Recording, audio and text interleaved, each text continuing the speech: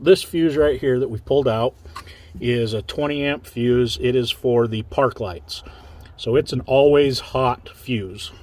We decided to mount this radio so that it is always hot. It doesn't have to have the Jeep on to turn the radio on. So we picked that fuse. And to make it work, we're going to use good old-fashioned fuse tap. And if you don't know how fuse taps work, what we have here is we've got ends. Those ends there are going to plug into the spot in the fuse, and we're going to pull power out of there. We turn this around, we now have two fuses on this side.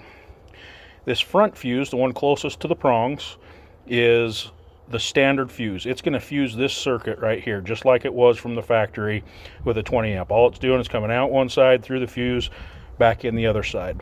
This fuse on this side is our tap. It's now going to take power from the hot side of the fuse, bring it up, run through this 10 amp fuse, and it's going to come out this extra wire that we have here.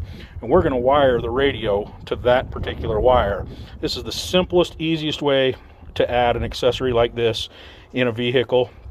Find a fuse that's either, like I said, we wanted this one on all the time, so something that's hot all the time. The park lights were that. Or you can find one that's only hot when the ignition is on and pull one of those fuses, and then you would have our power wire would only be on when the ignition is on. So either way, you can do that.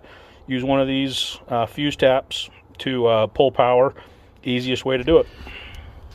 Give you a shot up in here as best we can. Here's our fuse tap in place. One thing you need to make sure with a fuse tap is that it goes in the right way. Doesn't matter for the original circuit. For your added circuit up here, it does matter.